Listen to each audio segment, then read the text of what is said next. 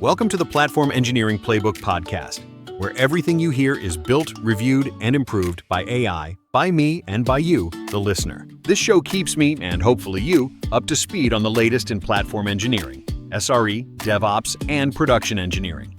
It's a living experiment in how AI can help us track, explain, and discuss the fast-moving world of infrastructure. Every episode is open source. If you've got something to add, correct, or challenge, head to platform-engineering-playbook.com. You'll find all the content and a link to the GitHub repo. Open a pull request, join the conversation, and make the playbook smarter. Let's get into it.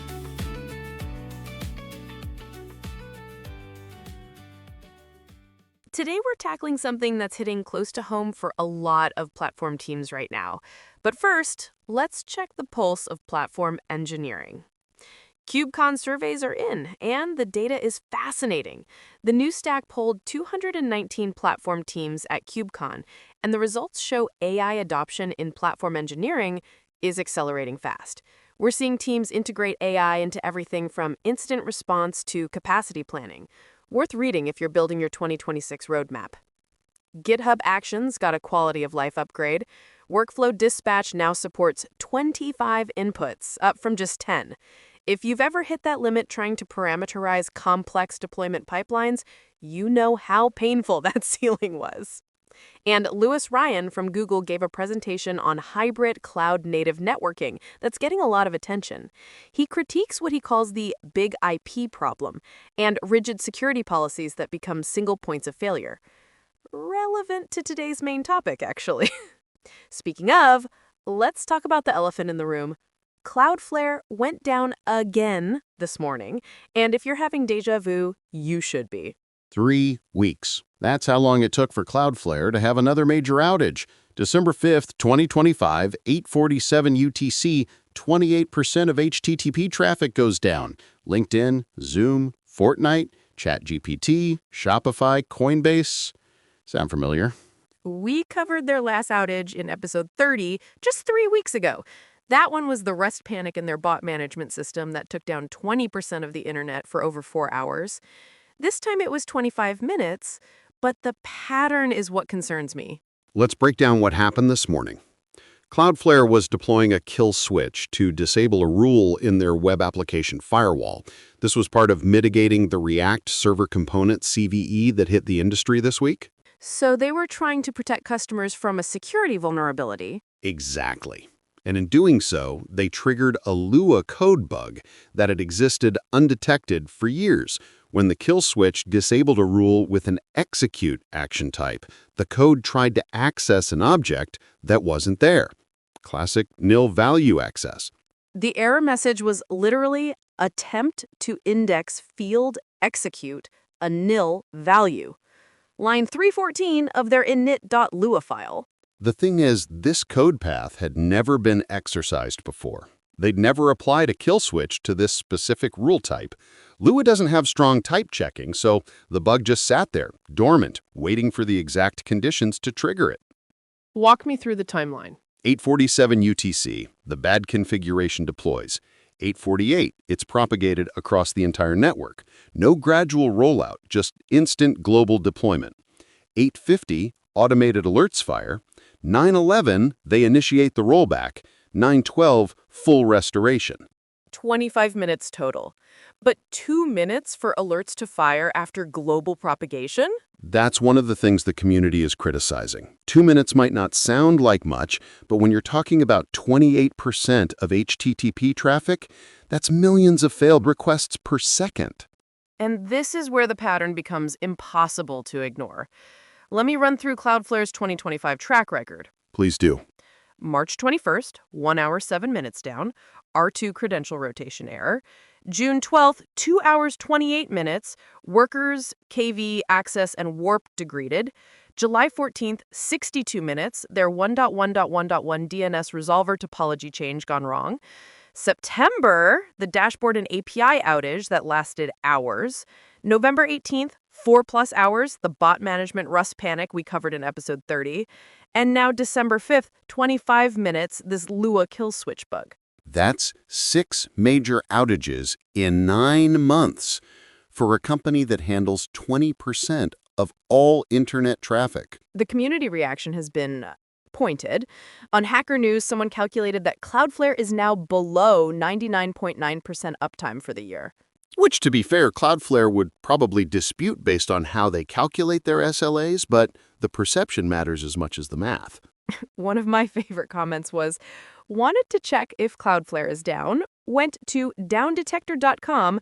Down Detector runs on Cloudflare. Even the outage tracking site was down. The irony of a security fix causing an outage isn't lost on people either. Someone wrote, the risk mitigation system became the systemic risk itself. Let's talk about something that doesn't get enough attention in these postmortems, the human cost. This is where it gets real for me. We focus so much on the technical root cause, the timeline, the blast radius, but somewhere there's an on-call engineer who got paged at 3 a.m. for something that wasn't their fault and that they couldn't fix. The 2024 State of DevOps report found that 67% of IT professionals experience burnout, and on-call rotations are a huge contributor. You're supposed to allocate 30 to 40% of your work bandwidth during an on-call shift just for incident response. But what happens when the incidents aren't yours to fix? Your app is down, your customers are angry, your status page shows red, and you're sitting there watching Cloudflare's status page, waiting for them to fix it. McKinsey found that 1 in 4 employees globally experience burnout symptoms. And I'd bet platform engineers dealing with infrastructure dependencies they can't control are overrepresented in that statistic. Think about what happens in those 25 minutes. Your monitoring lights up, pager duty goes off, you jump online, start investigating. Is it us? Check the code, check the deploys, check the database.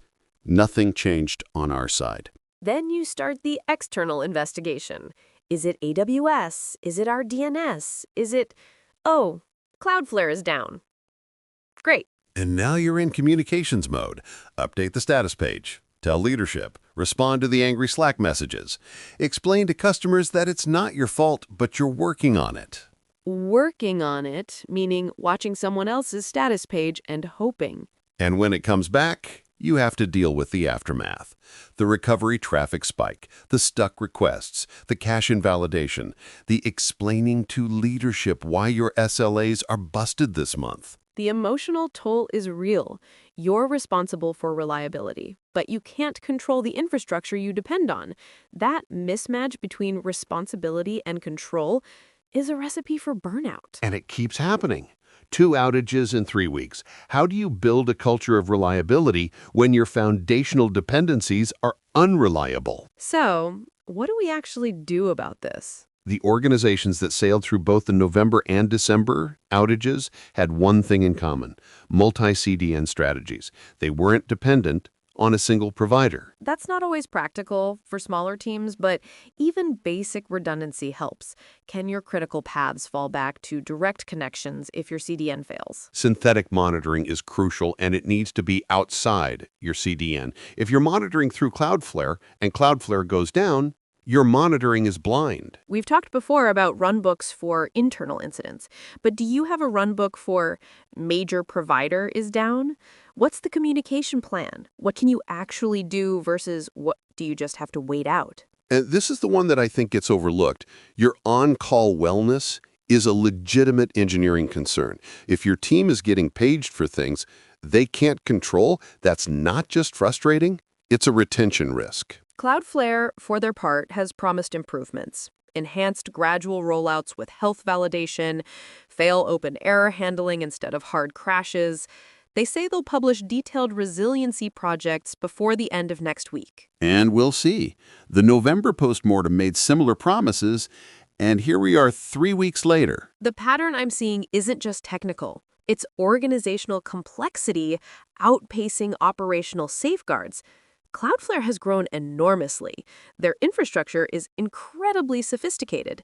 But sophistication creates more failure modes, and their processes haven't kept pace. That's a lesson every platform team should internalize. As you add complexity, your operational maturity needs to scale with it. Otherwise, you're just adding more places where latent bugs can hide. Let's bring it back to that number. 3 weeks between major outages. 20% of the internet affected. 67% burnout rate in our industry. These aren't just statistics, they're the environment we're building in. Your infrastructure strategy should assume your providers will fail. The question isn't if, it's when.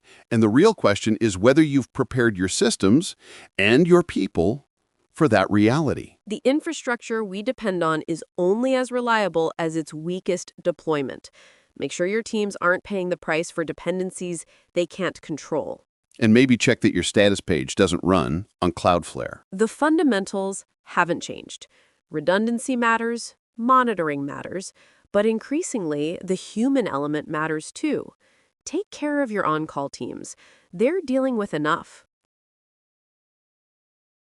That's it for this episode of the Platform Engineering Playbook podcast. Every topic, transcript, and summary you just heard lives out in the open at platform-engineering-playbook.com, where anyone can suggest updates or add insights through GitHub. If you've got thoughts, fixes, or new ideas, open a PR. And if you enjoyed the episode, rate us on your favorite podcast platform. We're always shooting for 5 stars. While you're there, give the project a star on GitHub. It helps others find and contribute to the Platform Engineering Playbook. This podcast is generated by AI, reviewed by AI, me and you, a community of engineers keeping our craft sharp. Thanks for listening, and see you next time inside the Platform Engineering Playbook.